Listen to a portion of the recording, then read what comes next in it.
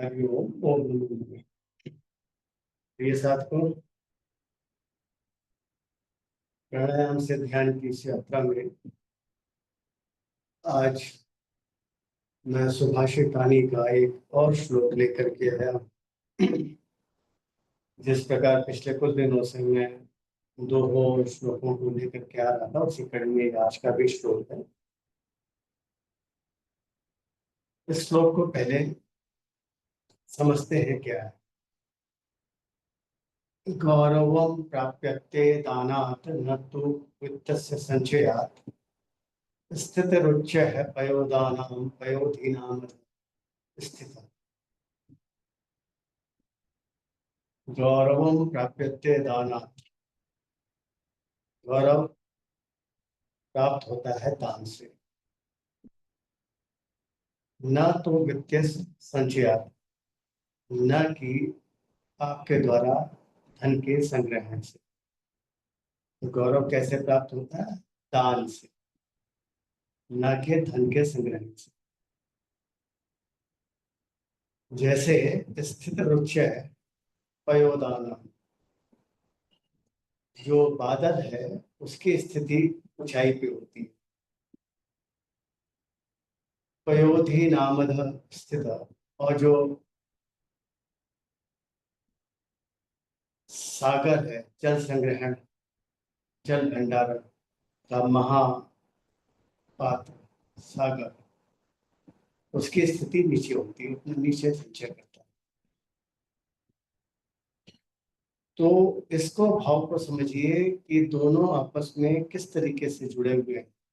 पहले तो श्लोक के भाव को श्लोक के मूल रूप से अगर देखें तो हम दान की स्थिति में तब आते हैं, उच्च स्थिति में, जब हम दान करने की स्थिति में होते हैं, दान देते हैं।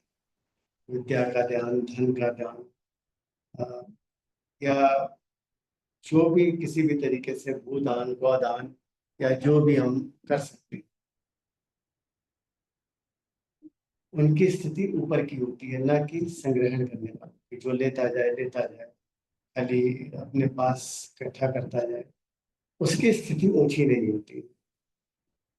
जैसे कि बादल हवा में होते हैं, ऊपर आकाश में ऊंचाई पर, और महासागर, सागर सब नीचे होते हैं, उसको संग्रहण करते हैं। अब इसको योग दर्शन की दृष्टि से समझने का प्रयास करते हैं। पहले उल्टा चलते हैं। स्थिति रुच्य है पयोदानाम पयोधीनाम स्थित, स्थिति। तो स्थिति रुच्य है पयोदानाम पयोधीनाम स्थिति। तो जो नीचे है, संग्रहण किया हुआ है, उससे धीरे धीरे वाष्पीकरण से, सतत प्रयास से, उसके संग लगे रहने से, उसकी एक एक वाष्प हवा में जाकर के, आकाश में, बादल में जाकर के एकत्रित होती चली जाती है, जो बादल को आकार देती है, बादल को रूप देती है, बादल को पानी देती है, बादल में संग्रहण करती है, जिससे कि वो फिर से बरस सके।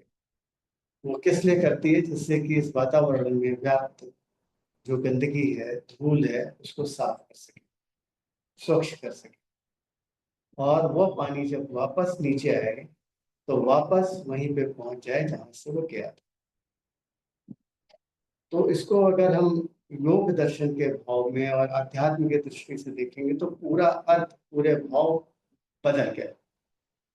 स्थिति रुच्य है पयोदानाम पयोधीनाम स्थिति। अब यहाँ देखिए, जो हवा में तैर रहा है वो ऊपर तो है, लेकिन वो संग्रहण करने की स्थिति में नहीं है। उसके लिए आपको नीचे आना पड़ेगा, मतलब विनम्र होना। अर्थात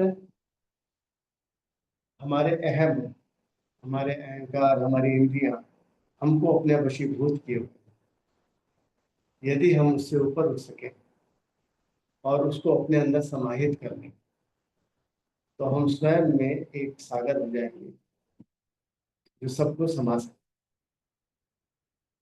और यहाँ पे पहली पंक्ति अब आती है, गौरवम प्राप्यते दानात् न तो वित्त से संचयात्।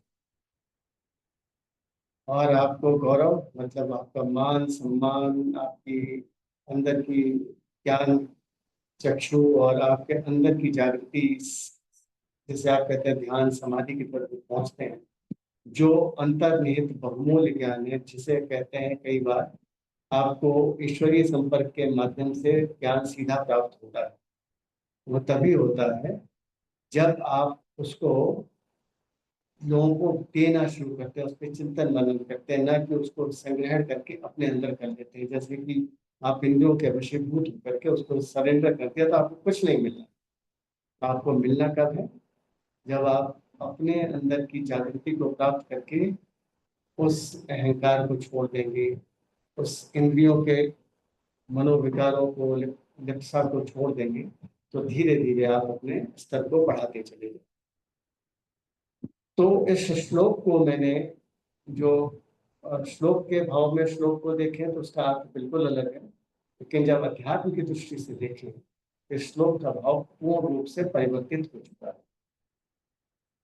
यहाँ पे गौरव प्राप्त हो रहा है इस चीज के संग्रहण से, दान से। हमने अपने अहम को, अपने इंद्रियों के लिप्सा को, सबको दान दे दिया, उसको विरक्ति को दान कर, उसको उसके अधीन अब हम नहीं रहते, उसको छोड़ दिया, अंदर आ सब खाली कर। तो जो ज्ञान हमें प्राप्त होगा उसका मूल अनुभव। जैसे कि महासागर अपने पानी को एक एक बूंद आकाश में देता जाता है, लेकिन वही पानी जब समुद्र में होता है तो लोगों के पीने लायक नहीं होता, सिर्फ मछलियां और समुद्री जीव उसमें पलते हैं। लेकिन मानव जीवन के लिए पानी उपयोगी नहीं होता है। परंतु वही पानी जब वाष्पीकरण के माध्यम से बादलों को पोषित करता है तो वो जगह जगह जा करके एक शुद्ध पानी देता है, वातावरण को स्वच्छ करता है। मतलब आपने अंदर के उन तत्वों को हटा दीजिए और शुद्धता देते चले जाएंगे तो आपको अपने आप स्थिति ऊंची होती चली जाएगी। तो साथियों, यही है हमारा योग दर्शन। अष्टांग योग, यम नियम आसन प्राणायाम प्रत्याहार धारणा समाधि, इसको समझे। इसका पालन करने से हमारी स्थिति में परिवर्तन अवश्य होगा, परंतु आवश्यक क्या है? सतता, निरंतरता, लगे रहना, समर्पण भाव से। इसके लिए हम क्या करते हैं? देख, व्यक्ति को क्या करना है और क्या समझाना है। प्रातः 6:30 बजे प्राणायाम से ध्यान की यात्रा सत्र में जुड़े और इसका आनंद लें और अपनी आगामी यात्रा सुगम और मधुर और आनंदमय बने। तो चलिए साथियों, कल प्रातः मिलते हैं 6:30 बजे अपने प्राणायाम से ध्यान के सत्र पे। तब तक के लिए हरिओम, ओम नमो नारायण।